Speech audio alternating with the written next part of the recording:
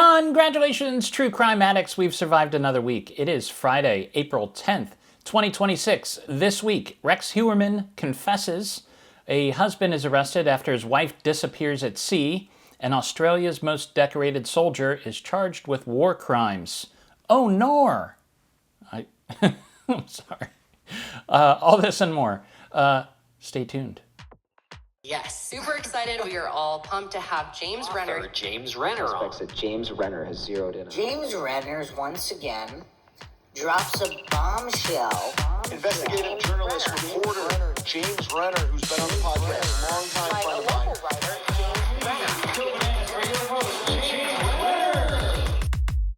And we're back with True Crime This Week, and I'm your host, James Renner. Where's the bell? There we go. There's the bell.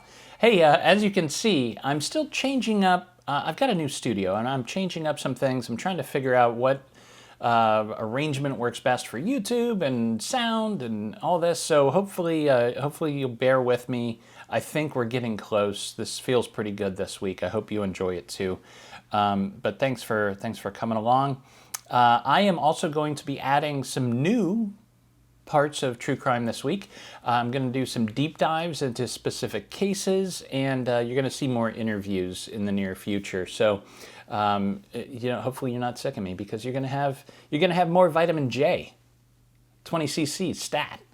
As always, I want to thank my buddy Walter for manning the camera. Walter's just back from the Euphoria Season 3 premiere party. He's a little shaky today, but sounds like he had a good time. Let's get to the top stories. That's what you're here for. Every Friday morning, I bring you the true crime stories that you might have missed during the week. You don't even have to watch the news. Who wants to anymore? Just come here every Friday morning. I'll get you caught up, get you up to speed. Big story this week. On Wednesday, former Manhattan architect Rex Heuermann pleaded guilty to murdering 7 women on Long Island and admitted that he was, in fact, the Gilgo Beach serial killer. The search for the serial killer began in 2010 when police discovered 4 bodies in and around Gilgo Beach, according to the New York Times. Further searches uncovered the remains of 16 people. Now, not everybody was murdered by the same person. It seems to have been a popular dumping ground for a while, and the serial killer took advantage of it. Several of the murdered women were sex workers who used Craigslist to communicate with clients. Detectives surmised that their killer was familiar with their sex listings on Craigslist and used it to locate his victims. The Gilgo Beach murders were the subject of countless conspiracy theories online, as well as several books. Some believe that a crooked cop was doing the killing, since he'd been able to get away with it for so long. But then in July 2023, police arrested Heuermann. Remember that video it was a pretty cool video of him getting arrested downtown Manhattan. He's walking along the street, about to grab like a falafel or something. And everybody, you think these people are like just tourists or, other people walking down the street, and suddenly everybody turns on him and arrests him. It's pretty wild. Anyways, Heuermann, who is an oaf of a man, and I don't use that word lightly, he worked downtown and commuted to his home in Massapequa Park, which is only about 15 miles from Gilgo Beach. One way that investigators were able to identify Heuermann was the presence of his wife's hair on some of the bodies. Now, prosecutors are not saying that the wife was involved, but the DNA most likely transferred from her to his body and then his body to the victim. Ever since his arrest, Heuermann and his wife have maintained his innocence, but the evidence against him was insurmountable. Faced with the prospect of a very messy and very public trial, Heuermann pleaded guilty to murdering Megan Waterman, Melissa Barthelemy, Amber Costello, Maureen Brainerd Barnes, Valerie Mack, Jessica Taylor, Sandra Castilla, and Karen Vergata. Suffolk County DA Raymond Tierney named each victim one by one and asked Heuermann how he had killed them. He said a single word after each woman's name: strangulation. He also said he hired the women as escorts, killed them, wrapped them in a burlap bag, and left them along Ocean Parkway. Heuermann will be sentenced. He'll be sentenced June 17th. He will most definitely spend the rest of his life in prison. Here's an interesting thing. As part of his plea deal, he has agreed to be interviewed by the FBI's Behavioral Science Unit. Those are the profilers. Interesting. The Atlantic came out with an explosive story this week about a woman who testified at a rape trial and then was tackled by ICE agents on the way out of the courthouse. Writer Mary Rose Heuermann found the woman and her domestic violence court advocate and reported on the details.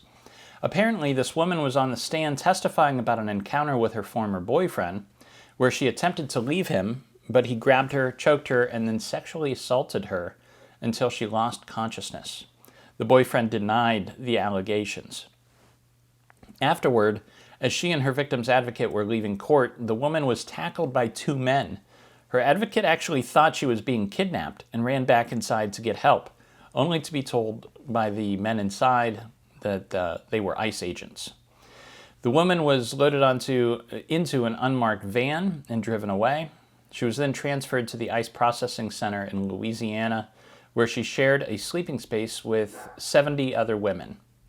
She was actually a recipient of a Deferred Action for Childhood Arrivals, that's DACA, after coming to the U.S. at 13. She also has 2 children of her own. Her attorney believes that the ICE agents were acting on information given by the man she'd gone to court to testify against. The woman eventually agreed to return to South America, where she hasn't lived for 22 years. She was forced to leave her children behind. This is the United States in 2026. True crime addicts were captivated this week by the story of Lynette Hooker, the 55-year-old woman who went missing in the Bahamas. She and her husband Brian were cruising through the Bahamas on their yacht last Sunday when Brian came ashore on a dinghy, claiming his wife had fallen overboard and was swept away. A massive search was conducted, but Lynette was never found. Suspicion, of course, fell on Brian, and he sure seemed like a good suspect from the start. Neighbors and relatives talked about a troubled marriage, and reporters uncovered a 2015 police report from Michigan about a night when Brian and Lynette accused each other of assault, according to NBC News. Brian accused Lynette of giving him a bloody nose. Lynette accused Brian of hitting her and choking her. On Wednesday morning, Brian posted on his Facebook that he was heartbroken over the recent boat accident that, quote, caused my beloved Lynette to fall from her small dinghy near Elbow Caw, end quote. Police arrested him a couple hours later, but he has not yet been charged with any crime.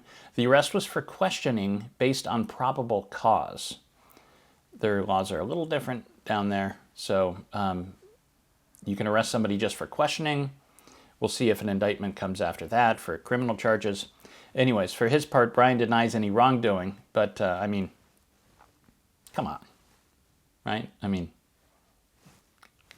we know, you know, come on. All right, those are the top stories. I'll be right back after the break. We got to talk about this deal going down in Australia, down under, update on the Ketamine Queen, and lots more to come. I'll be back in 2 and 2. Please hang up and try again. And we're back with True Crime This Week, brought to you by the Wayland-Yutani Corporation, building better worlds. Australia's most decorated living soldier was charged this week with war crimes, specifically 5 counts of murder, according to the BBC. Ben Robert Smith was a soldier with the Australian Defence Force in 2013. He returned from Afghanistan that year as a national hero. He was awarded the country's highest military honor for single-handedly overpowering Taliban fighters who were attacking his platoon. This led to him appearing on magazine covers, and he earned a Father of the Year award.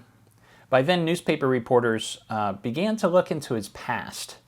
They discovered allegations of bullying colleagues, domestic violence, and murder. A military report released in 2020 found evidence that Australian soldiers unlawfully killed 39 Afghan prisoners, including farmers and non-combatants. Robert Smith is charged in the deaths of 5 Afghans. Prosecutors allege he either shot his victims or ordered his men to do so. As Dr. King once said, the arc of the moral universe is long, but it bends towards justice. Remember the doctor who was accused of trying to push his wife off a cliff in Hawaii? He was found guilty of attempted manslaughter this week, according to No Shit magazine. Just kidding, that story's from ABC News, but we all saw that one coming. A jury found that 47-year-old Gerhard Koenig did indeed try to unalive his wife last year following 3 weeks of trial, which included Koenig taking the stand himself to dispute his wife's story. That did not go well. Do not take the stand to defend yourself. It never works. And this guy thought he was better than everybody, and it just fell apart.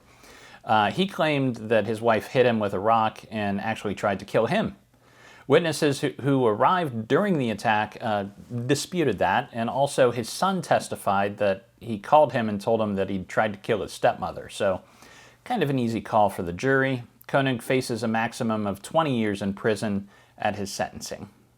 The Ketamine Queen will be behind bars for 15 years for killing our favorite friend. Jasveen Sangha, known as the Ketamine Queen on the streets of LA, appeared in court Wednesday for sentencing after pleading guilty for her role in supplying the drugs that led to the death of Friends star Matthew Perry in 2023, according to Deadline. She actually faced 65 years and millions of dollars in fines, but apparently she still had enough drug money to hire Mark Garagos as her attorney. So 15 years isn't a bad deal for her. In the words of Chandler Bing, could she be any more evil? I don't think so. She's pretty awful. Are the ransom notes in the Nancy Guthrie kidnapping legit? Personally, I don't think so. There's been no proof of life, which is, kind of key when it comes to ransom demands. And I actually think it's more of an opportunist looking to use this tragedy to make a quick buck. Anyways, there were 2 new ransom notes sent to TMZ this week, according to the New York Post. The first one claimed Guthrie was dead, but that they could deliver the kidnappers on a silver platter. In a second note, they claimed to have seen Guthrie alive with her captors in Mexico, and that they would provide information that would lead to an arrest in exchange for half a Bitcoin, which would be significantly less than the $1.2 million being offered for real information in the case. I imagine their next note will begin with, okay, this time I'm being super serial. I'm serious, guys. I know what's going on. Or something like that. I don't know. Anyways, I don't think it's real. Let's jump over to weird news, shall we? On Tuesday, a 1.2 million square foot paper factory burned to the ground in Ontario, California, according to the LA Times. 175 firefighters responded to the scene. 20 employees were evacuated. Luckily, nobody died, but hundreds of thousands of rolls of toilet paper were incinerated. It didn't take long for police to find their suspect. On TikTok, a video showing a man lighting fires in the facility went viral. I saw it. Did you see it? It's out there. The videos came from the personal Facebook page of 29-year-old Chamel Abdul Karim. Abdul Karim was employed by a third-party distributor that worked for Kimberly-Clark, which ran the factory. In the videos, a man presumed to be Abdul Karim is heard saying, quote, if you're not going to pay us enough to afford to live, at least pay us enough to not do this. And also, quote, all you had to do was pay us enough to live, end quote. Abdul Karim has since been arrested. Not for nothing, but in the United States, the top 1% hold $55 trillion in assets, or approximately the combined wealth of the bottom 90%. Arson is a crime. Greed is just a sin. Over to pop culture. Are you guys watching this? It's on Netflix, new 4-part docuseries, Trust Me, the False Prophet. If you like cults, this is your thing. Some new medicine for those people craving cult stories. Anyways, this one's about Samuel Bateman, a leader of the Fundamentalist Church of Jesus Christ of Latter-day Saints, who did some churchy stuff and also some creepy stuff like organizing atonement ceremonies where he'd give his wives away to his followers as long as he could watch. I think that's what the chair is in the hotels. Anyways, not to spoil the ending, but in April 2024, Bateman pleaded guilty to transporting a minor for criminal sexual activity and conspiracy to commit kidnapping. Why must that always be a part of these cults? I don't know. People are weird, man. And the true crime book of the week this week is London Falling, a mysterious death in a gilded city and a family's search for truth. This is by a journalist named Patrick Radden Keefe. He's kind of a big deal. He's written some great books. In the early morning of November 29, 2019, surveillance cameras at the headquarters of MI6, Britain's spy agency, captured video of a young man pacing back and forth on a high balcony of Riverwalk, a luxury tower on the bank of the River Thames. At 2:24 a.m., he jumped into the river. In a quiet London neighborhood several miles away, Rochelle Bretler was worried about her son. Zach had told her that he had gone to stay with a friend, but then he did not come home. Days later, a police car pulled up and 2 officers relayed the dreadful news. Her son was dead. In their unbearable grief, Rochelle and her husband Matthew struggled to understand what had happened to Zach. He had his troubles, but in no way seemed suicidal. As they would soon discover, however, there was a lot they did not know about their son. Only after his death did they learn that he had adopted a fictitious alter ego, Zach Ismailov, son of a Russian oligarch and heir to a great fortune. Under this guise, Zach had become entangled with a slippery London businessman named Akbar Shamij, and a murderous gangster known only as Indian Dave. As the Bretlers set about investigating their son's death, they were pulled into a different and more dangerous London than the one they'd always known, and came to believe that something much more nefarious than a suicide had claimed Zach's life. But to their immense frustration, Scotland Yard seemed unable or unwilling to bring the perpetrators to justice. That sounds amazing. London Falling is the name of the book. So check it out. And that's the show for this week. I'll be back next Friday, if not before. And in the words of the incomparable Murray Saul, the godfather of Cleveland radio, we gotta.